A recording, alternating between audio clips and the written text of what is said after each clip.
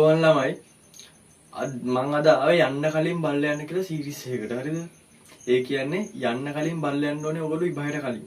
මෙන්න මේ ටික අනිවාර්යෙන් බලාගෙන යන්න. අනිවාර්යෙන් ඔයගොල්ලන් ලකුණු 5ක් 6ක්වත් අඩුව මෙන්න මේ විනාඩි 20ක් පැය භාගයක් ඇතුළත කතා කරන කොටසින් ගන්න පුළුවන්. මේකේ ප්‍රධාන අරමුණ තමයි වායු හඳුනා ගැනීම. හරිද? අපිට අඳුරගන්න තියෙන වායු වර්ග තුනක්. එකක් ඔක්සිජන්, අනිත් එක හයිඩ්‍රජන්, අනිත් එක කාබන් ඩයොක්සයිඩ්. ඊට කලින් අපි බලමු මේ ඔක්කොටම කලින් මේ අපි වායුව හදා ගන්න ඕනේ යම්කිසි ක්‍රමයකට. වායුව හදාගත්තට පස්සේ ඒ වායුව එක්ස්ට්‍රැස් කරගන්න එක එක විදි තියෙනවා. එකක් තමයි ජලයේ යටිකුරු විස්ථාපනය, අනිත් එක වාතයේ යටිකුරු විස්ථාපනය, අනිත් එක වාතයේ උඩුකුරු විස්ථාපනය. වායුව එක්ස්ට්‍රැස් කරගන්න ක්‍රම. මුලින් අපි ඒ ගැන අවබෝධයක් අරන් ඉමු. ඊට පස්සේ අරටි කතා කරන එක සිම්පල්. ගොඩක් ළමයින්ට මෙන්න මෙතන පොඩි අවුලක් තියෙනවා. ඒකයි මම මේක මුලින් ගත්තේ. බලමු මේ මොකද්ද කියලා. අපි මුලින් මෙහෙම හිතමුකෝ. ඕගොල්ලෝ දන්නවනේ ජලයයි පොල් තෙලුයි දෙක මිශ්‍ර කරොත් අනිවාර්යෙන් ජලය යට ගිහිලා පොල් තෙල උඩ එනවා කියලා. ඕගොල්ලෝ ඒකට කියන්නේ හේතුව මොකක්ද? කියන්නේ ජලයේ ඝනත්වය වැඩි, පොල් තෙල වල ඝනත්වය අඩුයි කියලා. ඕගොල්ලෝ ඒක එහෙම විස්තර කරනවානේ. ඇත්තටම මෙන්න මේ තියෙන්නේත් ඒ ඝනත්වයේ කතන්දරයක් තමයි. පැහැදිලිද? මෙන්න මෙච්චරයි කතන්දරය. දැන් මම මෙහෙම මුලින් ඕගොල්ලෝ හිතනවා ඕගොල්ලෝ දැන් බීකරයක් ගන්නවා කියලා. මෙන්න බීකරයක් තියෙනවා. හරිද? මෙන්න මේ බීකරේට මෙන්න මෙහෙම අඩියට මෙන්න මෙහෙම පොඩි කෑල්ලක් ගිහුවට පස්සේ අපි මෙන්න මේකට කියනවා වායු සරාව කියලා. හරිද? අපි මෙන්න මේක හඳුන්වනවා වායු සරාව කියලා.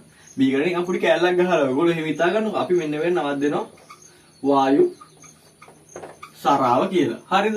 එතකොට අපි අර මොකක් හරි යම්කිසි ක්‍රමවේදයකට හදාගන්න වායුව එකතු කරගන්නේ මෙන්න මේ උපකරණයට. අපි මේකට කියනවා වායු සරාව කියලා. හරිද? ඇත්තටම ජලයේ යටිකුරු විස්ථාපනය කියන්නේ මෙච්චරයි. අපි මෙන්න මේ වායු සරාවට දැන් වායු සරාව මෙහෙම තියනවා කියනවා. වායු සරාව මෙහෙම තිබිලා ඔන්න වායු සරාව. හරිද? දැන් ඔන්න වායු සරාව. වායු සරාව කොහොමද තිබිලා අපි වායු සරාවට මෙන්න මෙහෙම පොඩි පෙට්ටියක් වගේ කෑල්ලක් තියෙනවා. හරිද? ඔන්න පෙට්ටියක් වගේ කෑල්ලක් තියෙනවා.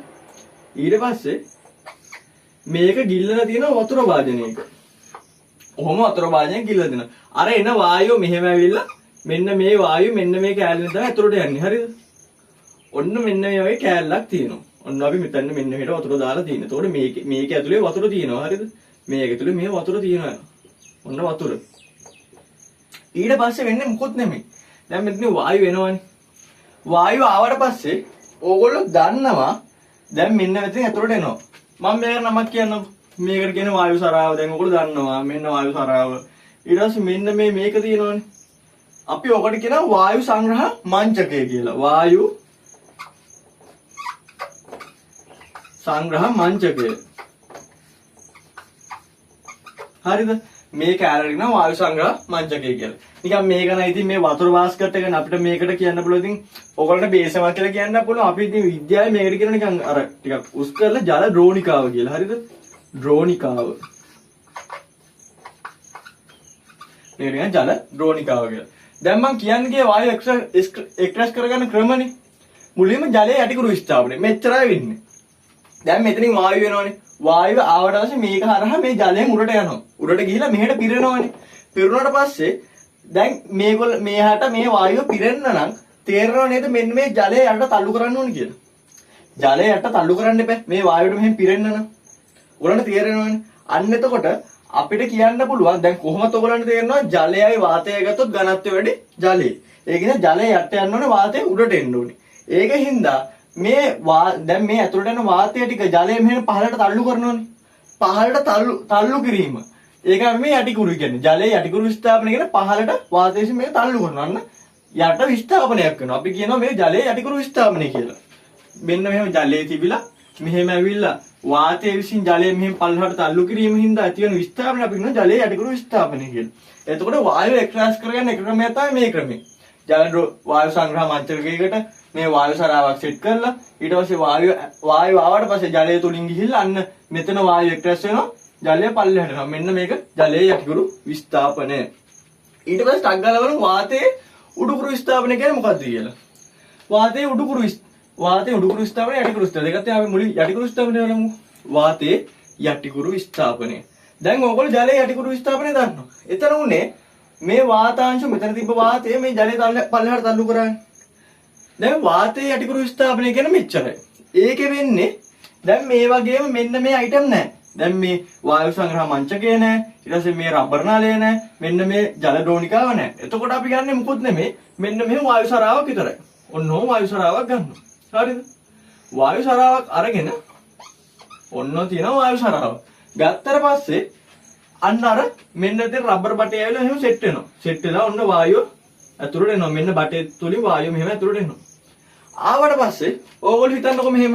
දැන් සාමාන්‍ය වාතයේ තියෙනවා අපි අර එකතු කරපු යම්කිසි වායුවක් තියෙනවනේ.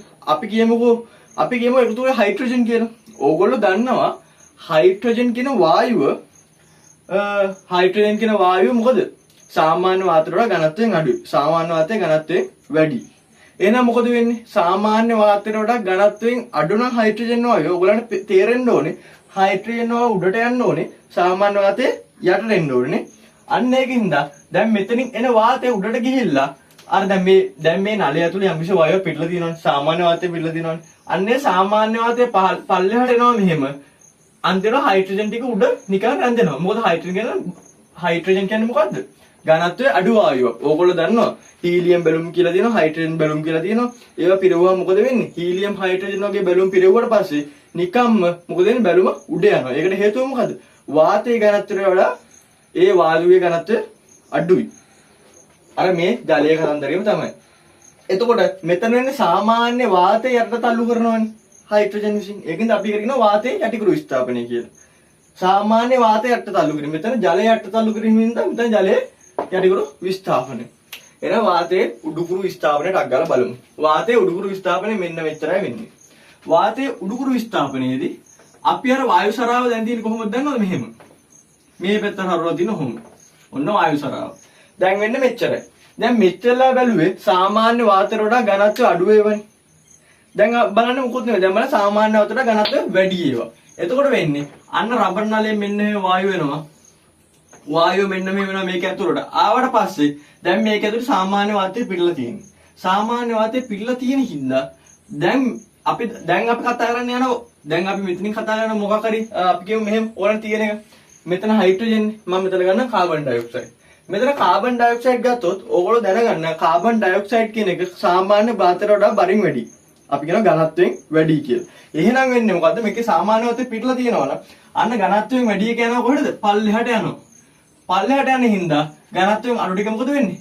උඩට යනවා. මෙයාට ඉඩ දීලා එළිය මෙහෙන් එළියට යයි නැත්නම් උඩට යයි ඔය කොහෙට හරි යයි. එතකොට තේරෙනවද? දැන් මේක උඩින් ආවේ. අන්න මොකද උනේ? අර වාතය ටික අපි උඩට විස්ථාපනය කරේ.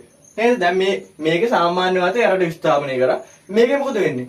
කාබන් ඩයොක්සයිඩ් යටට එන හින්දා සාමාන්‍ය වාතය උඩට විස්ථාපනය කරන්නේ. අපි ඒකින්ද මේකට කියනවා වාතයේ උඩුකුරු විස්ථාපනය කියලා.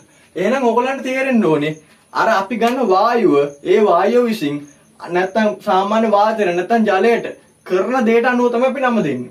එතකොට මෙතන වායුව විසින් ජලය යට තල්ලු කරා. ඒකින්ද මේක යටිකුරු විස්ථාපනය. මෙතන වායුව විසින් වාතය යට තල්ලු කරා. ඒකින්ද මේක යටිකුරු විස්ථාපනය වාතයේ. මෙතන වායුව විසින් වාතය උඩට තල්ලු කරා. අර ටික යට යන හින්දා මේක වාතයේ උඩුකුරු විස්ථාපනය. හරි ළමයි. එහෙනම් හරි ළමයි. දැන් අපි වායුවේ එක්ස්ට්‍රස් කරන විදිය බැලුවා.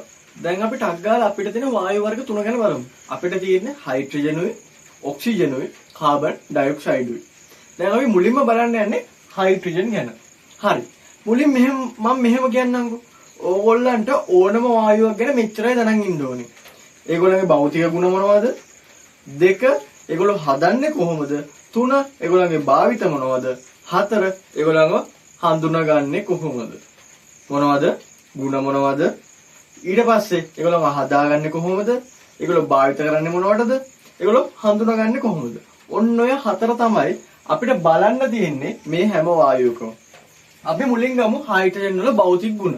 භෞතික ගුණ කියන්නේ මොනවද? අපිට ඇහැට පේන, නහයට දැනෙන, කනට ඇහෙන, ඒ වගේ අපේ පංච ඉන්ද්‍රිය තියෙනවානේ. අන්න ඒවට සංවේදී වෙන ගුණ වලට තමයි අපි කියන්නේ භෞතික ගුණ කියලා. හරිද? එතකොට දැන් අපි මේ කතා කරන ඔක්සිජන් ගත්තා. හයිඩ්‍රජන් ගත්තා. නයිට්‍රජන් ගත්තා. නයිට්‍රජන් නෙමෙයි. ඔක්සිජන්, හයිඩ්‍රජන්, ඊට පස්සේ කාබන් ඩයොක්සයිඩ්. ඔය තුනම ගත්තත් ඒගොල්ලෝ අවර්ණයි. ඒ වගේම ගන්ධයක් නැහැ. අවර්ණයි, ගන්ධයක් නැහැ. කියන්නේ සුවඳක් නැහැ, පාටක් නැහැ. හොඳම දේ තමයි හයිඩ්‍රජන් තමයි තියෙන අපිට තියෙන සැහැල්ලුම වායුව. ඒ කියන්නේ මේ ලෝකේ මොන වායුව ගත්තත් සැහැල්ලුම වායුව තමයි හයිඩ්‍රජන්. හරිද? ඒකනේ අපි ගෑස් බැලුම් වලට හයිඩ්‍රජන් හරි හීලියම් හරි ගන්න. හීලියමුත් ගන්න අවස්ථා තියෙනවා. ඒකයි මම හීලියම් කියලා කිව්වේ. හයිඩ්‍රජන් බැලුනොත් තියෙනවා, හීලියම් බැලුනොත් තියෙනවා. ගොඩක් වෙලාවට හයිඩ්‍රජන් ගහනවා ගෑස් බැලුම් වලට. ඒකට හේතුව තමයි හයිඩ්‍රජන් ගැහුව ගමන් සැහැල්ලු වායුව හින්දා ඒවා උඩ යනවා. මොකද සාමාන්‍ය වාතයට වඩා හයිඩ්‍රජන් සැහැල්ලුනේ ඒකෙන්ද උඩ යනවා. අන්න දෙවෙනියටම තියෙනවා මේක. සාමාන්‍ය වාතයට වඩා ඝනත්වයෙන් අඩුයි. හරිනේ? අපි කියනවා සැහැල්ලුම වායුව. ඒකට කියන්න හේතුව තමයි අනිත් වාතයට වඩා ඝනත්වයෙන් අඩුයි. ඝනත්වයෙන් අඩු වුණාමනේ ඒක උඩට යන්නේ. ඝනත්වය අඩුව පල්ලයට බැලනවා. ඝනත්වය අඩුව උඩට යනවා. අර ජලයේ පොල්තලි වගේ තමයි. ඒතර හයිඩ්‍රජන් තමයි සාමාන්‍ය වාතයට වඩා ඝනත්වයෙන් අඩු. ඊට පස්සේ ඒක 1000ක වායුවක්. 1000ක වායුව කියන්නේ ඉක්මනින් ගිලි ගන්නවා. වහා ගිනිය වෙන සුළුයි. දැන් ඔයගොල්ලෝ දන්නවනේ. දැන් මේ ළඟදී අර SpaceX එකේ ඊලොන් මස්ක් අලුත රොකට් එකක් යවුවනේ. ඒගොල්ලෝ රොකට් එක ලොන්ච් කරාට පස්සේ ටිකක් වෙලා යද්දි පිපුරුවා. ඒකට හේතුව මොකද? එයා කියනවා හේතුව වශයෙන් තිබ්බේ ඒගොල්ලන් හයිඩ්‍රජන් ටැංකියක් හරි ඔක්සිජන් ටැංකියක් හරි පිපුරුවා කියලා. ගොඩක් අය හයිඩ්‍රජන් ටැංකියක්. ඒකට හේතුව රොකට් ඉන්ධනයක් තමයි හයිඩ්‍රජන් කියන්නේ. රොකට් ඉන්ධන කරගන්නේ මොකද? දැන් ඕගොල්ලෝ දැකලා රොකට් එකේ යද්දි ලොකු ගින්දර පාරක් පල්ලෙහාට යනවනේ. ඒ යන්නේ මොකද? හයිඩ්‍රජන් තමයි දහණය වෙන්නේ. අපි කියනවා කියන්නේ හයිඩ්‍රජන් කියන්නේ 1000ක වායුවක් කියලා. දැන් ඕගොල්ලෝ දන්නවා ආවරණය ගන්ධයක් නැහැ කියලා. මෙන්න හයිඩ්‍රජන්ගේ ගුණ ටික. තව එකක් තියෙනවා මම මෙතන ලියලා නැති. ඔක්සිජන් ගත්තත්, කාබන් ඩයොක්සයිඩ් ගත්තත්, හයිඩ්‍රජන් ගත්තත් ඔය තුනම ජලයේ දිය වෙන්නේ මද වශයෙන්. ජලයේ සුළු වශයෙන් දිය වෙනවා. ඒක මම මෙතන දැම්මේ නැහැ. ඔන්න ඒක තොලුයි තියාගන්න. හරි. තාංගලගේ භාවිත වලට එමු. භාවිත වලට දැන් ඔයගොල්ලෝ දැනට එකක් දන්නවා. ඒ මොකද්ද? එක රොකට් ඉන්ධනයක්. හයිඩ්‍රජන් කියන්නේ මොකද්ද? රොකට් ඉන්ධනය. දෙවෙනියට තියෙනවා ඔයගොල්ලෝ දන්නවා නයිට්‍රජනුයි හයිඩ්‍රජනුයි එකතු වෙලා අපි හදනවා මොකද්ද? එක වායුවක්. අපි එන්නකට කියනවා මොකද්ද? NH3 කියලා නේ. NH3 නැත්තම් කියනවා මොනවද? ඇමෝනියා කියලා. ඇමෝනියා වායුව හදනවා. වායුව සෑදීමට. ඇමෝනියා වායුව හදන්නත් ගන්නවා හයිඩ්‍රජන්. ඔන්න ඕගොල්ලෝ එකක් දන්නවා. තුන්වෙනි එක තමයි මාගරින් හදන්නේ.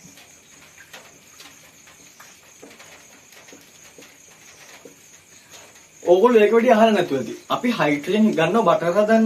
ශාක තෙල් වලින් මාගරින් හදන්න හයිඩ්‍රජන් ගන්නවා. මෙන්න හයිඩ්‍රජන් ප්‍රධාන භාවිත තුන. රොකට් ඉන්ධනය, ඇමෝනියා වායුව හදන්න, මාගරින් සෑදීම. ඕගොල්ලන්ට අමතරව කියන්න මේ ඇමෝනියා වායුව කියන එක අපිට ගොඩක් උපකාරී වෙන්නේ මොකටවත් නෙමෙයි පොහොර නිෂ්පාදනයට. පොහොර නිෂ්පාදනයේ මේ ඇමෝනියා වායුව ගොඩාක් ඕනේ. ඒ වගේම තමයි මෙන්න මේ ඇමෝනියා පොහොර නිෂ්පාදනයට ඕනේ කියන එක හොඳටම ඔලුවට දාගන්න. හේතුව සමහර තැන්වල මේ කියවෙනවා. තව දෙයක් තමයි ඇමෝනියා තමයි අපිට දෙන එකම බාෂ්මික වායුව. සිලබස් එකේ දෙන එකම බාෂ්මික වායුවත් මේ ඇමෝනියම තමයි. කොහෙන් හරි එකොත් එක එක ඔලුවට දාගන්න. හරි. දැන් අපි බලමු ටක් ගාලා හයිඩ්‍රජන් හදන විදිය. හොඳට මතක තියාගන්නකො. අපිට හයිඩ්‍රජන් හදන්න පට්ටම ලේසි. හේතුව මෙච්චරයි. ඕනම ලෝහයකට ඕනම ලෝහයක් ඇදී අපි මෙහෙම කියනවා. සක්‍රියතා ශ්‍රේණියේ හයිඩ්‍රජන්ට උඩ ලෝහ. සක්‍රියතා ශ්‍රේණියේ හයිඩ්‍රජන්ට උඩ ඕනම ලෝහයකට අම්ලයක් දැම්ම ගමන් හයිඩ්‍රජන් රිලීස් වෙනවා. ඒ කියන්නේ අපි කියනවා නිකන් ඕනම ලෝහයකට අම්ලයක් දාපු ගමන් හයිඩ්‍රජන් රිලීස් වෙනවා. අපි නිකන් මෙහෙම බලමුකෝ. මේ බලන්නකෝ එක ප්‍රතික්‍රියාව. මම මෙහෙම ගන්නවා.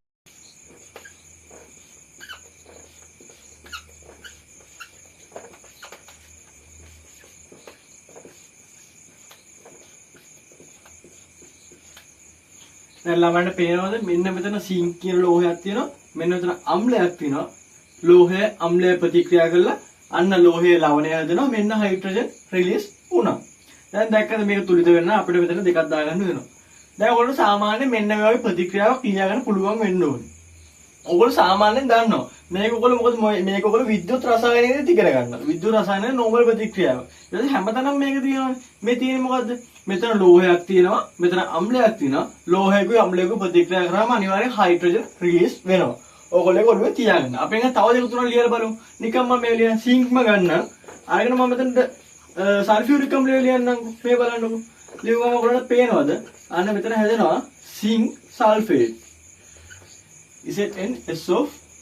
SO4 2 ඊට පස්සේ මෙතන හැදෙනවා හයිඩ්‍රජන් හරිද මේ බලන්න සිංක් සල්ෆේට් උයි හයිඩ්‍රජන් උයි හැදුණා දැන් අපි නිකන් මෙහෙම තව ලෝහයක් ගමු පවද්ද ගන්න තව ලෝහයක් අපි නිකන් ගමු සෝඩියම් කෑල්ල. සෝඩියම් මොකේ ගත්තොත් මොකද වෙන්නේ? මම මෙතන HCl දානවා. දැන් මොනවද හැදෙන්නේ? මෙතන NaCl හැදෙනවා. මෙතන H2 වායුව හැදෙනවා. මේ බලන්න.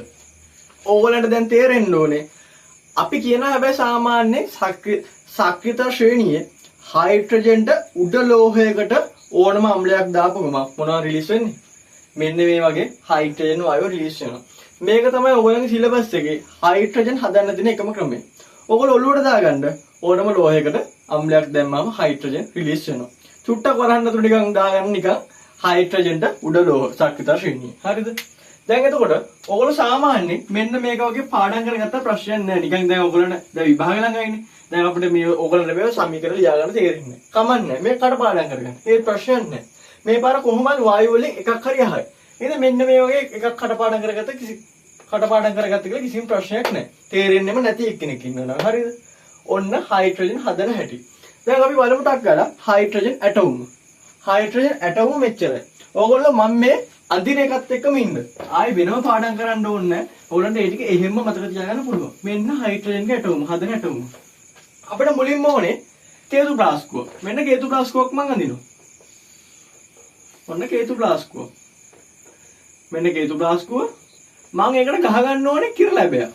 මෙන්න මම කිරලැබයක් ඔන්න මම කිරලැබේ පාඩ කරන්නම් ඕගොල්ලන්ට පේන්න. මෙන්න කේතු ප්ලාස්කුව මෙන්න කේතු ප්ලාස්කුව මෙන්න මොකද්ද? කිරල ඇබය. කිරල ඇබයක් ගහන්නේ මොකටවත් නෙමෙයි. දැන් මේක මොකක් හරි වායුවක් එකතු වුණාම මේව එළියට නොයන්න තමයි කිරල ඇබයක් ගහන්නේ. හරිද? අපි ගහලා ඉවරලා මෙන්න මෙහෙම මේකට හයි කරනවා පුනීලයක්. මෙන්න මෙහෙම දිග පුනීලයට අපි නමක් කියනවා මොකද්ද? තිසල් පුනීලය කියලා. මෙන්න පුනීලයක් සෙට් කරනවා. මෙන්න පුනීල ඉතුරු කෑල්ල. මේ ඇතුලේ තියෙන මොනවද දන්නවද? මේ ඇතුලේ තියෙනවා දැන් මොනවද? මේ පුල්ලේ මේක ඇතුලේ තියෙනවා මොනවද? HCl නැත්නම් මොකක් හරි අම්ලයක්. තනුක අම්ලයක් තියෙන. AQ කියලා ලියුම ඔයගොල්ලෝ දන්නවා මේ තනුකයි කියලා. මේ තනුක අම්ලයක් තියෙන. මම නිකන් HCl ලියන්න පුරුද්දද. තමයි මේක ඇතුලේ තියෙනවා මොනවද? සිං අපි මම මේ ගන්නකො මේ මොනවද කියලා. මම මේ ගන්නවා සිං කියන ලෝහය කියලා. හරිද? සිං ඔන්න සිං ලෝහ කැපිලි තියෙනවා ඇතුලේ. මෙන්න ඇටෝම. දැන් ඇටෝම ඉතුරු ටික මේ බලමු. මෙන්න තනුක අම්ලයක් දාලා තියෙන මෙන්න සිං දාන. ඔයගොල්ලන්ට මෙතනට ඕන සල්ෆියුරික් දාගන්න පුළුවන්. මෙතනට ඕන සෝඩියම් කැලලක් දාගන්න පුළුවන්. ඒක කිසි ප්‍රශ්නයක් නැහැ. දැන් ඔයගොල්ලෝ දන්නේ හදන විදිහ. ඊට පස්සේ අපි මේකට අපි මෙන්න මේකට නම දෙනවා මොකක්ද? තිසල් පුනීලයනේ. තිසල් පුනීලය. පුනීලය. දැන් ඊට පස්සේ අපි මේකට තව බටයක් සෙට් කරගන්න. හැබැයි මේ බටේ කීයටවත් මොකද? මෙන්න මේ අම්ලේ ගාවන්නේ නැහැ. හේතුව අපි මෙන්න මේ බටෙන් තමයි වායුව ගන්නෙ. කීරත් ඒක මේ නැත්තම් මෙන්න මේ ද්‍රවයේ ගාවන්නේ නැහැ. ද්‍රවයට උඩින් මේ බටේ තියෙනවා. ඒක පොඩ ඔලුවට දාගන්න. හරිද? ඊට පස්සේ මෙන්න මෙහෙම එකක් තියෙනවා. මෙහෙම එල් හැඩයට. ඔන්න ඔය එල් හැඩයක් ඇවිල්ලා. අපි මෙන්න මේකට කියනවා විසර්ජක නලය කියලා. පොඩක් වෙලාවට මේක ඔයගොල්ලන්ට අමතක වෙනවනේ. එල් හැඩේ මෙන්න මේ නලයට කියනවා අපි විසර්ජක නලය කියලා. විසර්ජක. ඕගොල්ලන්ට මේ පාර රූප සටහනක් ඇවිල්ලා මේක අහන්නට තියෙනවා. මෙන්න විසර්ජක නලය. ඊට පස්සේ මුකුත් නෙමෙයි. දැන් ඕගොල්ලෝ කලින් දන්න අරකන් දිනවා මොකද්ද? මේ තියෙනවා මොකද්ද? ඔන්න බලන්න දැන් ඔයගොල්ලෝ දන්නේ නැද්ද කියලා මේක. ඔන්න බලන්න දැන් දන්නේ නැද්ද කියලා. මොකද්ද මේ? මේ වායු සරාව නේද? මෙන්න වායු සරාව. මෙන්න වායු සංග්‍රහ මංචකය. මෙන්න ද්‍රෝණිකාව. දැන් අර මෙතන ඉන්න පොඩි රබර් පටයක් මෙහෙ වෙනවා. රබර් පටයක් ඇවිල්ලා මෙන්න මේකට සෙට් වෙනවා. විසර්ජකනාලේ ඉඳලා. මෙන්න සෙට් වෙච්ච රබර් පටේ. රබර් නාලය. මෙන්න රබර් නාලය මෙන්න සෙට් වුණා මේකට. දැන් මොකද වෙන්නේ?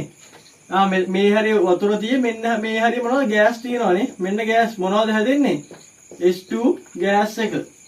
දැන් ඕගොල්ලන්ට තේරෙන්න ඕනේ මේක පට්ට ලේසි. මේකේ තියෙන්නේ මොනවද? මේකේ තියෙන්නේ මොකද අපි මෙහෙම කේතු ප්ලාස්කුවක් දානවා. ඊට පස්සේ තිසල් කුණීලයක් දානවා. ඊට පස්සේ විසර්ජන නලයක් තියෙනවා. රබර් නලයක් තියෙනවා. මෙන්න වායු සංග්‍රහ මංචකයට මේක සෙට් වෙනවා. එතකොට වෙන්නේ මොකද්ද? දැන් ඔයාලට තේරෙන්න ඕනේ. එහෙනම් මේ හයිඩ්‍රජන් හැදෙන්නේ කොහොමද? ජලයේ යටිකුරු විස්ථාපනයෙන්. එතකොට හයිඩ්‍රජන් වායුව මෙහෙම ගිහිලා උඩට යනවා. ජලයේ පල්ලෙහාට තල්ලු කරනවා. මේක එතකොට අන්තිමට හැදෙන්නේ කොහොමද? ජලයේ යටිකුරු විස්ථාපනයෙන්. මෙන්න මං හිතනවා ඔයගොල්ලන්ට දැන් මේක පැහැදිලි කියලා ඉස්සෙල්ලා ඉගෙනුවා හින්දා. එතකොට දැන් මෙන්න තිසල් කුණි දැන් මෙන්න ඇටෝම තිබ්බා. ඇටෝමට ඇතුලේ තියෙන මොනවද? මොකක් හරි අම්ලයක්. ඒකට අපි මොකක් හරි ලෝහයක් දානවා. දාපු ගමන් හයිඩ්‍රජන් රිලීස් වෙනවා. එන්නේ හයිඩ්‍රජන් ටික මෙන්න මෙතනට එකතු වෙනවා. දැන් අපි හොයාගන්න ඕනේ ඇත්තටම මේ හයිඩ්‍රජන්ද තියෙන්නේ කියලා. දැන් අපි කිව්වා දැන් මෙතන හයිඩ්‍රජන් හැදෙන්නේ කියලා. දැන් අපි ඔප්පු කරගන්න ඕනේ ඇත්තටම හයිඩ්‍රජන් තියෙන කියලා. දැන් මෙච්චරයි. ඕගලන්ට හයිඩ්‍රජන්ද කියලා ඔප්පු කරගන්න එක ක්‍රමයක් තියෙනවා. මොකද්ද? අපි කියනවා පුලිඟු කූරක්. නැත්තම් හඳුන් කූරක්. ඕගොල්ලෝ මේක පොඩි කාලේ දන්නවා. පුලිඟු කූරක් හරි හඳුන් කූරක් හරි අරගෙන එන්නේ අපි සැක කරන වායුවට ඇල්ලුවම පොප් හඬක් නංවනවා නම්. පොප් හඬක් නංවනවා නම් අපි කියනවා මොකද්ද ඒක? ඒ හයිඩ්‍රජන්. මොකක් හරි වායුවකට ඔයා පුලිඟු කූරක් හරි නැත්තම් අපි කියන හඳුන් කූරක් හරි ඇල්ලුවාම පොප් හඬක් නංවනවා නම් අපි ඒකට කියනවා ඒ හයිඩ්‍රජන් වායුව කියලා. ඔන්න හයිඩ්‍රජන් හඳුනගන්න විදිය. එහෙනම් දැන් අපි බැලුවා හයිඩ්‍රජන්ගේ මොනවද? හයිඩ්‍රජන්ගේ ಗುಣ බැලුවා. ඊට පස්සේ හයිඩ්‍රජන්ගේ භාවිත බැලුවා. ඊට පස්සේ මෙන්න බැලුවා හයිඩ්‍රජන් හදන විදිය. ඕගොල්ලන්ට මම තව පොඩි දෙයක් කියන්න. ඒක වෙනම දෙයක්. හරිද? ඒක වෙනම දෙයක්. අපිට ඕනනම් පුළුවන් දැන් මේ බැලුවේ හයිඩ්‍රජන් යටිකුරු විස්ථාපනය හදන විදියනේ. අපිට ඕනනම් පුළුවන් මෙහෙම වැඩක් කරන්න. මෙන්න මේ කෑල්ල අයින් කරලා. මෙන්න මේ මම මේ ඇඳ මේ ඩ්‍රෝනිකාවයි මොකද වායු සංග්‍රහ මංචකේ ඒ ටික අයින් කරලා. අපිට පුළුවන් නම් මෙහෙම හයිඩ්‍රජන්. හරිද? මෙහෙම තියෙනවා මෙන්න තියෙනවා මොකද්ද වායු සරාව. වායු සරාව විතරක් සෙට් කරනවා අර කිසිම දෙයක් නැතුව. මෙහෙම ගෑස් එක මෙහෙම යවන්න පුළුවන් මොකද වෙන්නේ? ඕගලන්ට තේරෙන්න ඕනේ. හයිඩ්‍රජන් කියන්නේ මොකද්ද? හයිඩ්‍රජන් කියන්නේ සැහැල්ලු වායුව. නැත්නම් කියනවා අපි කියනවා මොකද්ද? සාමාන්‍ය වාතයට වඩා ඝනත්වයෙන් අඩු වායුව. දාපුවම මොකද වෙන්නේ? හයිඩ්‍රජන් ටික උඩට යනවා. අන්න කලින් කතා කරාගේ අර වාතය මොකද කරන්නේ? හයිඩ්‍රජන් පල්ලෙහාට තල්ලු කරනවා. එහෙනම් අපිට පුළුවන් අර මෙන්න මේ තිබ්බ කෑල්ල නැතුව කෙලින්ම මෙන්න මේ වායු සරාවක් දාලා වාතය මොකද්ද? මෙතනදී වාතයේ යටිකුරු විස්ථාපනයනේ. අන්න ඔයගලන්ට තේරෙනවා වාතයේ යටිකුරු විස්ථාපනය මදිනුව හයිඩ්‍රජන් මෙතන හඳව ගන්න පුළුවන්. දැන් ඔයගලන්ට තේරෙනවා මේකට අපිට වායු සංග්‍රහ මංචකයක් ඊට පස්සේ මොකද්ද ජල ද්‍රෝණිකාවක් එහෙම සෙට් කරලා ජලයේ යටිකුරු විස්ථාපනය හයිඩ්‍රජන් හඳව ගන්න පුළුවන්. නැත්නම් වාතයේ යටිකුරු විස්ථාපනය හයිඩ්‍රජන් හඳව ගන්න පුළුවන්. මෙන්න හයිඩ්‍රජන් ගැන ඔයගොල්ලෝ දැනගන්න ඕන ඔක්කොම. ඔච්චරයි. දැන් අපි ටක් ගාලා යන් කාබන් ඩයොක්සයිඩ් අඳුරගන්න. එච්චරයි. ළමයි දැන් අපි බලන්න යන්නේ කාබන් ඩයොක්සයිඩ් වායුව ගැන. හරි. දැන් අපි හයිඩ්‍රජන් වගේම කාබන් ඩයොක්සයිඩ්ගේ භෞතික ගුණ කතා කරමු. දැන් ඔයගොල්ලෝ දැනටම ඔයගොල්ලෝ දන්නවා මොනවද?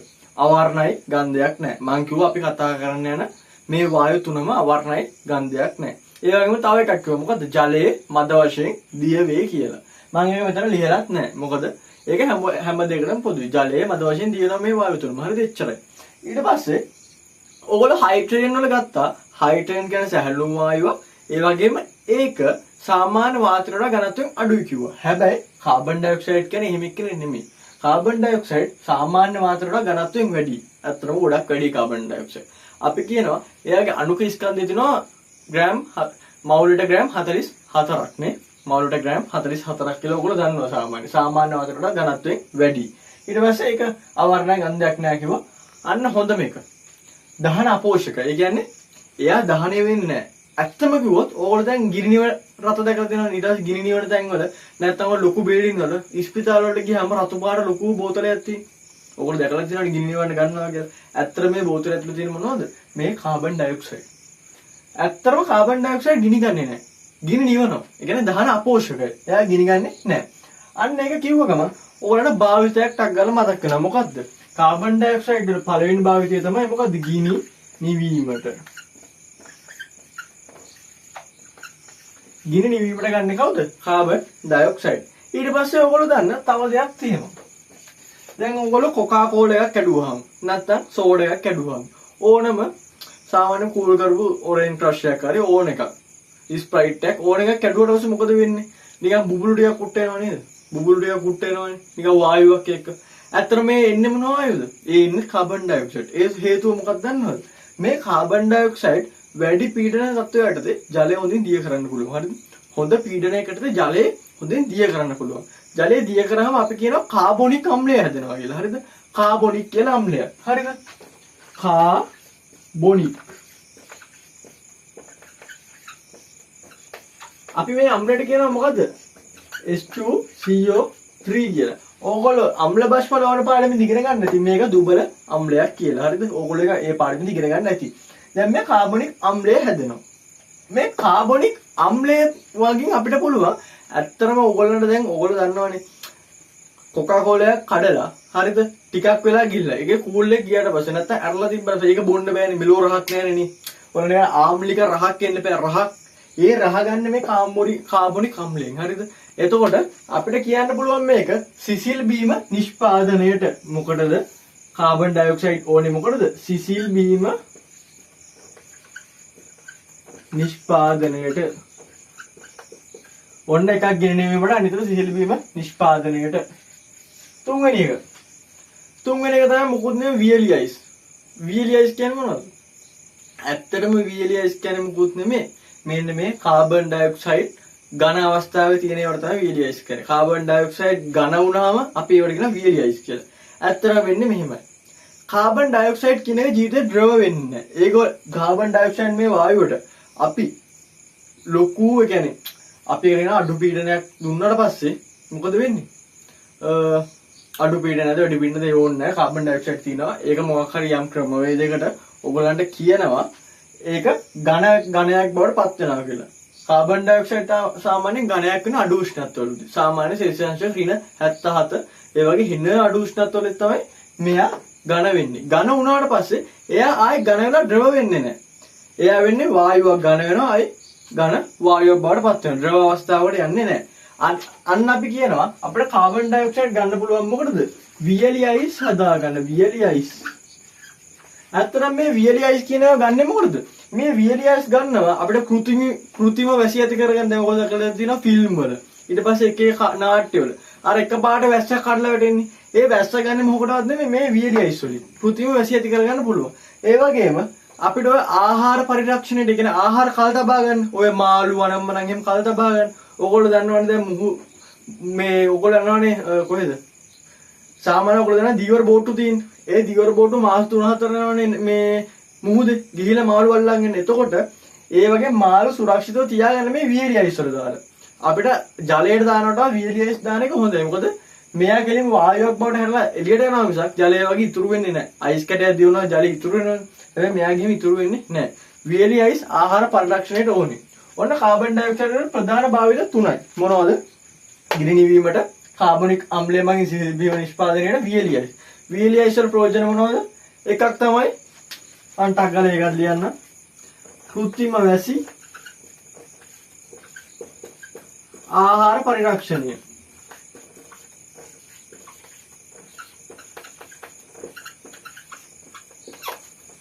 හොතර මතක තියාගන්න මම මේ ඔයගලන්ට උගන්වන විභාගයට ලකුණු ගන්න. ඇත්තටම දැන් අපිට ලකුණු විතරනේ. මේ කිසි දෙයක් ඕනේ නැහැ. ඔයගලන්ට මේ විභාගයට දවස් දෙක තුනක් තියලා මම මේ වීඩියෝ දාන්නේ. දාන ලකුණු ගන්න විතරයි. මේ ටික ඔලුවට දාන්න යන්න කටපාඩම් කරන් ගිය ප්‍රශ්නයක් නෑ. මෙතනින් යන ඔයගොල්ලන්ගේ ජීවිත රහන්න විභාගයට අහන්නේ මේ ටිකයි මේ ටික හැම්මේ. මේකෙන් ප්‍රශ්නයක් આવත් මේ ටික හැම්ම එයි. මම ඔක් කියනවා. හරිද? එතකොට භාවිත. මෙන්න ගිනිවීමට කාබනික අම්ලයට VLES. VLES කියන කෘත්‍රිම වැසි ආහාර පරිරක්ෂණය. ඔන්න ඇතුලේ තියෙනවා. දැන් ඔයගොල්ලෝ දන්නවා මේක. මේ කලින් ඇඳගෙන මේ තියෙන්නේ මොකද හයිඩ්‍රජන් හදපු එකනේ. හයිඩ්‍රජන් හදද්දි මේ ඇටෝම මෙහෙම ඇඳලා. මෙන්න වායු සංග්‍රහ මංචකය, මෙන්න වායු සරාව, මෙන්න ජල රෝණිකාව, මෙන්න ඒ ටික සෙට් කරලා මෙන්න වායුවක් ගත්තනේ. ඔයගොල්ලන්ට පේනවා මෙතන HCl තියෙනවා, මෙතන සිංක් තියෙනවා. නේද? ඇත්තටම මේ ඇටෝමේ වෙනස් වෙන්නේ මෙච්චරයි. මේ ඇටෝමේ ඔයාලට වෙනස් කරන්න තියෙන්නේ මේ සිංක් තියෙනවනේ.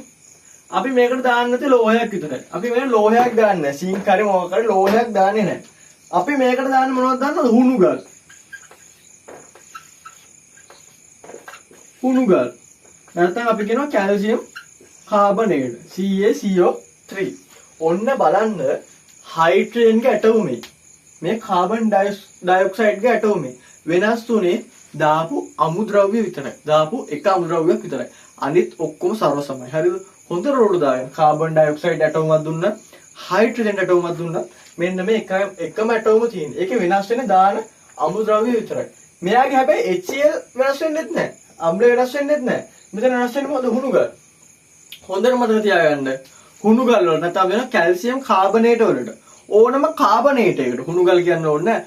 ඕනම කාබනේට එකට අම්ලයක් දාපු ගමන් රිලීස් වෙනවා කවුද? CO2.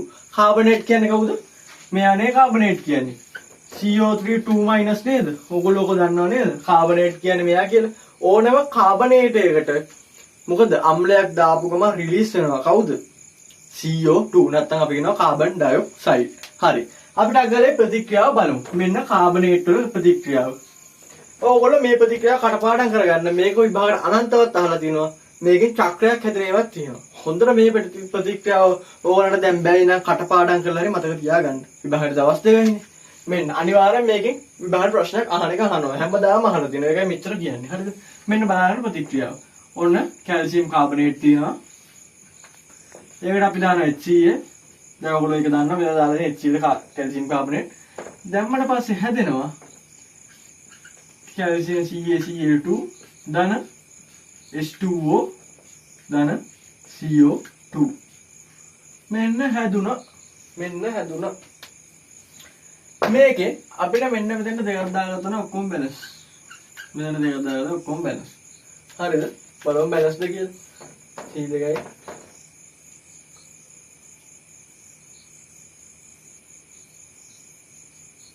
ඔක්කොම බැලන්ස්. හරි. දැන් ඔන්න මෙන්න මේ ප්‍රතික්‍රියාව තමයි ඕගොල්ලන්ට මොකක්ද තියෙන්නේ? කැල්සියම් කාබනේට් හදන්න තියෙන එකම ප්‍රතික්‍රියාව ඕගොල්ලන්ගේ සිලබස් එකේ. කැල්සියම් කාබනේට් හදන්න නෙමෙයි මොනවද? CO2 හදාගන්න. පැහැදිලිද?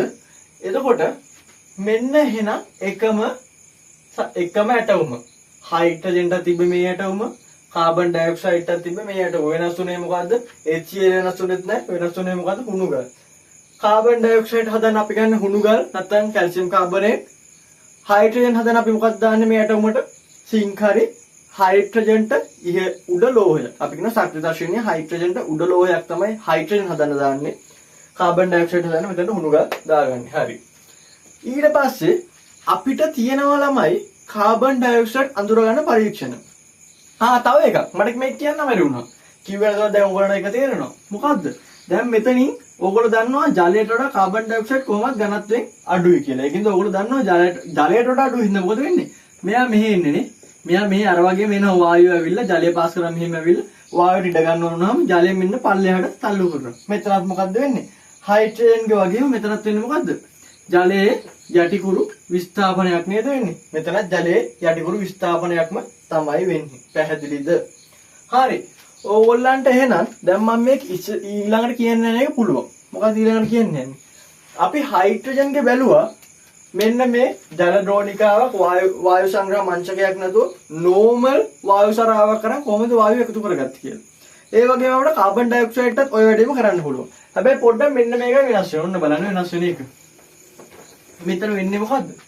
අතන හයිඩ්‍රජන් වාතයට වඩා ඝනත්වයෙන් අඩුයි. ඒකින්ද උඩට ගියා. හැබැයි කාබන් ඩයොක්සයිඩ් කියන වාතයට වඩා ඝනත්වයෙන් වැඩි. ඒකින්ද කාබන් ඩයොක්සයිඩ් කරන්නේ මොකද? යටට යන එකනේ. ඒතකොට අපිට වායු සරාව හරවන්නේ මෙහෙම. වායු සරාව මෙන්න මෙහෙම තියන්න වෙන්නේ මේ පැත්තට. අර වගේ අනිත් පැත්ත උඩට හරවලා නෙමෙයි. මෙන්න මේ බටේ මෙහෙම ඇවිල්ලා මෙහෙම සෙට් වෙනවා. මෙන්න වායු වෙනවා. මෙන්න එනවා. ඇවිල්ලා මොකද වෙන්නේ? මෙන්න මේ යට රැඳෙනවා. මොකද එයා වාතයට වඩා ඝනත්වයෙන් වැඩි. මෙන්න කාබන් ඩයොක්සයිඩ් මෙතන රැඳෙනවා. ඒතකොට කාබන් ඩයොක්සයිඩ් කරන්නේ මොකද්ද? මේ ඇතුළේ තිබ්බ අර සාමාන්‍ය වාතයට ඒ ටික මොකද කරන්නේ? එළියට මෙහෙම යවනවා. ඕගොල්ලෝ එළියට යන්න. මට ඉඩ ඕනේ. ඕගොල්ලෝ එළියට යන්න. මෙහෙම එළියට යවනවා. මේ පැත්තෙන් එළියට යවනවා. අන්න ඔයගොල්ලන්ට තේරෙනවා. දැන් කාබන් ඩයොක්සයිඩ් මොකද කරන්නේ? මේගොල්ලෝ උඩට තල්ලු කරන්නේ. එහෙනම් මොකද්ද මේ තියෙන්නේ? වාතයේ උඩුකුරු විස්ථාපනයක් තියෙනවා. ඔයගොල්ලන්ට අර මම මුලින්ම ඉගෙනුවේ මේ තියෙන වාතයේ උඩුකුරු විස්ථාපන. හේතුව මොකද්ද? කාබන් ඩයොක්සයිඩ් යටට යනවා වාතයේ උඩට තල්ලු කරන්නේ. මෙන්න වාතයේ උඩුකුරු විස්ථාපන. ඔන්න එහෙනම් ඔයගොල්ලන්ට මේ ඇටෝම කොහොම දුන්නත් පුළුවන් වෙන දැන් මම කාබන් ඩයොක්සයිඩ් ඉගෙනුවා. හරි. කාබන් ඩයොක්සයිඩ්ගේ ඕගොල්ලන්ට ඕන කාබන් ඩයොක්සයිඩ් අඳුර ගන්න. ඕගොල්ලන්ට ප්‍රසිද්ධම පරීක්ෂණ දෙකක් තියෙනවා. මොකද පරීක්ෂණ දෙක? අපි වායුවක් අඳුරන කොහොම පුලින් කූරක් ගන්නවනේ. පුලින් කූරක් කරා පොප්පඩක් නැංගුවොත් අපි දන්නවා හයිඩ්‍රජන්. පුලින් කූරක් ඇල්ලුපු ගම නිවෙනවා නම් පුලින් කූරක් ඇල්ලුවම නිවෙනවා නම් ඒ කවුද? Carbon dioxide. මොකද දහන පෝෂකයිනේ. අපි ගෙනිවන්නත් ගන්නේ කාබන් ඩයොක්සයිඩ්. පුලින් කූරක් අල්ලපු ගම නිවෙනවා නම් ඒ කාබන් ඩයොක්සයිඩ්. ඒ වගේම ඕගොල්ලෝ තව එකක් දානවා. මේක පොඩි කාලේ ඉඳලා උගන්වනවා. කටපාඩම් කරනවා. මොකද්ද? අපි හුණු දියර ද්‍රාවණයකට කැල්සියම් ඔක්සයිඩ් නේ හුණු දියර ද්‍රාවණයකට කාබන් ඩයොක්සයිඩ් යවුව ගමන් මොකද වෙන්නේ? ඒක කිරි පාට වෙනවා. හුණු දියර ද්‍රාවණයකට කාබන් ඩයොක්සයිඩ් යවුව ගමන් ඒක කිරි පාට වෙනවා. ඔන්න ඒක හොඳට මතක තියාගන්න. ඕගොල්ලන්ගෙන් ඕක පන්න හැමදාම අහනවා. අර සොසනේ කියලා ගෙම්බෙක් මේ එක මේ බාස්කට් වල හරි මොනවද එක බෝතල් වලට දාලා ඕගොල්ලන්ට ඇටෝමක් තියෙන ඒකෙත් ඔක කියනවනේ කාබන් ඩයොක්සයිඩ්. කාබන් ඩයොක්සයිඩ් කිරි පාට වෙන්නේ. කාබන් ඩයොක්සයිඩ් දැම්මම කිරි පාට වෙන්නේ හුණු දියරනේ. හුණු දියර වලට කාබන් ඩයොක්සයිඩ් දාපු ගමන් ඒක කිරි පාට වෙනවා. හරි. එහෙනම් ළමයි දැන් අපි ටක් ගාලා ඔක්සිජන් බලන්න. අපේ අන්තිම එක. ඔන්න දැන් අපි ඔක්සිජන් ඉගෙන යන්නේ. ඔක්සිජන් ඉගෙන ගත්තේ බලන්න මම කාබන් ඩයොක්සයිඩ් එකකින් වෙනස් වෙන්නේ මොනවද කියලා ඔන්න බලන්න. මට මෙතන ඇත්තම ඔක්සිජන් අයින් කරනකොට C අයින් කරන්න වෙනවා. අන්න O2 හැදෙනවා. මෙන්න ඔක්සිජන් හැදුනා මෙතන.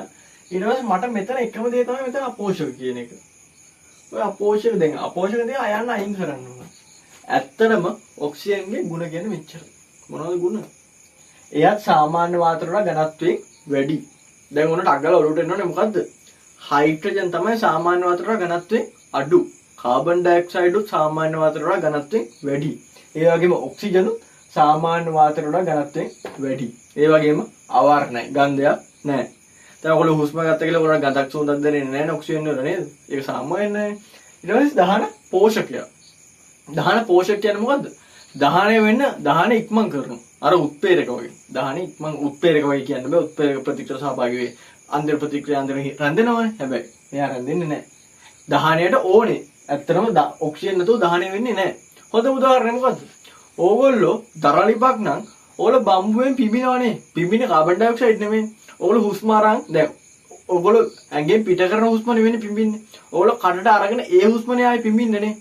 එතකොටනේ ඔයගලන්ට දරලිප පත්තු කරගන්න පුළුවන් පිඹලා. ඒ පිඹින්නේ මොනවද? ඔක්සිජන්. දහන පෝෂකය. හරි. දැන් අපිට අගලම ඔක්සිජන් වල භාවිත. ඇත්තටම භාවිත ඔයගලන්ට කියන්න ඕනේ නැහැ. ඔයගලන්ට නිකන් හිතලා ලියන්න පුළුවන් මොනවද? ඇත්තටම ඔක්සිජන් නැතුව අපිට හුස්ම ගන්න පුළුවන්ද?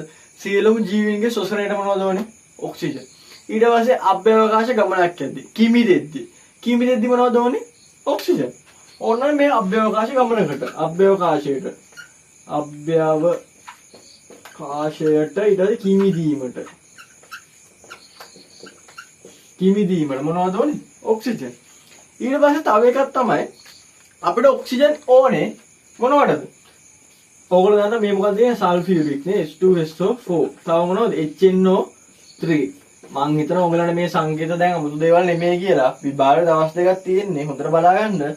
H2SO4 කියන්නේ මොනවද? සල්ෆියුරික්. HNO3 කියන්නේ මොනවද? නයිට්‍රික්. මෙන්න මේ අම්ල නිෂ්පාදනයට මොනවද ඕනේ? ඔක්සිජන් ඕනේ. මෙන්න ඔක්සිජන් වල භාවිත. ශ්වසනය, අභ්‍යවකාශ ගමනට, කිමිදීමට, ඊට පස්සේ මෙන්න මේ අම්ල නිෂ්පාදනයට. ඊට පස්සේ තව එකක් තියෙනවා ඇසිටිලීන් කියලා දැල්ලක් තියෙනවා.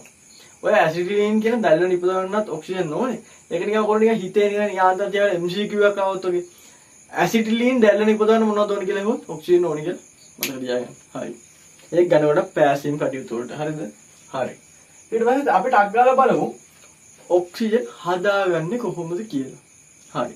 තව දෙයක් මම නිකන් හෙවොත් ඕගොල්ලෝ දන්නවා අපේ වායු ගෝලේ වැඩිපුරම percentage එකක් තියෙන කවුද? නයිට්‍රජන්. ඒ 78ක් නේ. ඊට පස්සේ ඊළඟට තියෙන කවුද? ඔක්සිජන් නේ. එයා 20ක් 21ක් වගේ තියෙනවා. 20ක් කියලා අපි කියන්නේ. ඊට පස්සේ කාබන් ඩයොක්සයිඩ් තියෙනවා 0.03. ඕන්න මම එක නිකන් කිව්වේ. හරිද? සාමාන්‍ය ඒ වෙනුත් MCQ එකක් එන්න පුළුවන්. ඇවිල්ලා තියෙනවා. තව එකක්. පෘථිවි කබල වැඩිපුර තියෙන මොනවද? පෘථිවි කබල වැඩිපුර තියෙන්නේ සිලිකන්. ඔන්න ඒක තොලට දාගන්න. හරිද?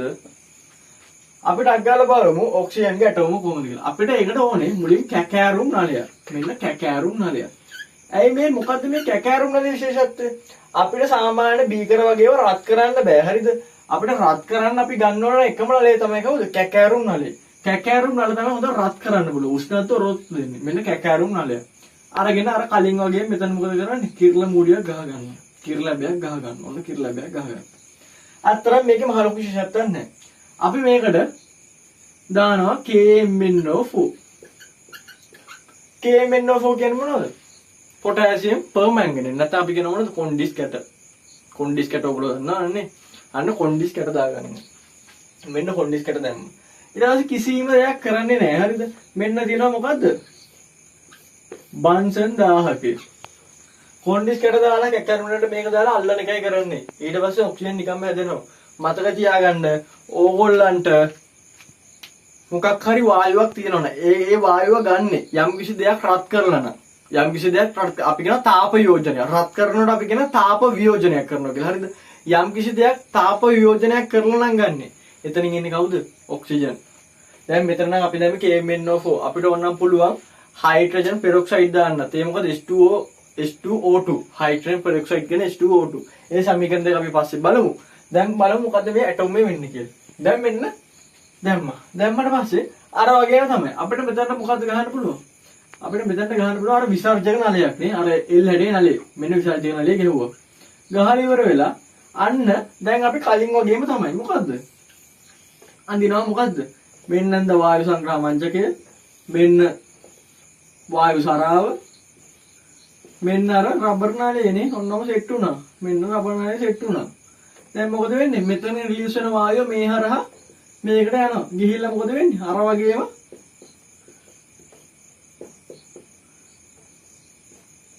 අර වගේම උඩට වායුවක් යනවා. යට උඩට වායුවක් යන හින්දා මොකද වෙන්නේ? මෙහෙම උඩට වායුවක් එන හින්දා මොකද වෙන්නේ? අර ජලය ටික යටට තල්ලු වෙනවා. ඔයගොල්ලන්ට තේරෙන්න ඕනේ නේද මොකද්ද? මෙතනත් වෙන ජලයේ යටිකුරු විස්ථාපනය. හොඳට මතක තියාගන්න. අපිට මේ වායු තුනම වායු සංග්‍රහ මංචකයේ සෙට් කරගත්ත ගමන් මොකද වෙන්නේ? ජලයේ යටිකුරු විස්ථාපනයෙන් තමයි හැදෙන්නේ. ඔන්න තුනම එහෙමයි. අර වෙනවා අපි මේ වායු සංග්‍රහ මංචකයේ නැතුව නිකන් වායු සරාව සෙට් කරනවා තමයි උඩුකුරු යටිකුරු වෙනස් වෙන්නේ. වාතේ ඒක පොඩ්ඩක් ඔයගොල්ලෝ දාගන්න. හැබැයි අපි මොන ඇටෝම ගත්තත් අන්තිම වායුව මෙතන එකතු වෙන මෙතන තියෙන මොකද ජලයේ යටිකුරු විස්ථාපනය හේතුව වාත උට්ටය ජලයේ පල්ලයට තල්ලු කරන හින්දා. පැහැදිලිද? අන්න එතකොට මෙතනත් හැදෙන්නේ ඕක. දැන් බලන්න මේක වියෝජනය වෙද්දි නැත්නම් මේක උණු වෙද්දි මේක උණු වෙද්දි අන්න මෙතන යම්කිසි වායුවක් එනවා. ඒ වායුව මෙහෙම ගිහලා උඩ හැරෙන්න බෑ. ඇත්තට මේ හැදෙන වායුව මොකද? O2 oxygen. ඔන්න ඇටෝම. තව එකක්. දැන් මේක ඉතින් මෙහෙම නිකන් තියන්න බෑනේ. අපිට මේක බීකර අතින් අල්ලන් ඉන්න පුළුවන් රත් වෙනවානේ. ඒකින්ද අපිට ඉතින් මේකට ආධාරකයක් සෙට් කරන්න ඕනේ. දැන් නිකන් මෙන්න එහෙම අකරේ ආධාරකයක් අඳින්න ඕන ඕම. ආධාරකයක් තියෙනවා. ආධාරකේ තමයි මේක සෙට් කරලා තියෙන්නේ. හරිද? ඒවා සාමාන්‍ය මෙහෙම මොකක් ඇටෝම තිබුණා මේ ආධාරකය. හරිද? මෙන්න ආධාරකේ මෙන්න බම්සන් 1000කේ මෙන්න කැකෑරුම් නලය මෙන්න විසර්ජක නලය ඉස්සෙල්ලා ඉගෙන ගත්තා මෙන්න රබර් නලය මෙන්න වායු සංග්‍රහ මංචකය මෙන්න වායු සරාව මෙන්න ජල ද්‍රෝණිකාව. ඔයගලන්ට දැන් මේවා අමුතු දේවල් නෙමෙයි. හරි.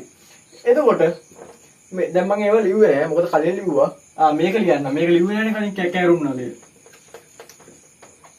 කැකෑරුම් නලය. මේක ඇතුලේ තියෙන මොනවද? KMnO4. නැත්නම් අපි කියන කොන්ඩිස් කැටර්. කොන්ඩිස් කැටර් තියෙන්නේ. හරිද? කොන්ඩිස් කැටර්. දැන් බලමු ටක් ගාලා මොකක්ද වෙන ප්‍රතික්‍රියාව කියලා. ඕන ප්‍රතික්‍රියාව ලියා ගන්න පුළුවන් වෙන්න බෑ. මෙන්න ප්‍රතික්‍රියාව. ප්‍රතික්‍රියාව ලියුවා මෙහෙමයි. ඕන KMnO4 තියෙනවා. මෙයාව දාලා අපි රත් කරනවා.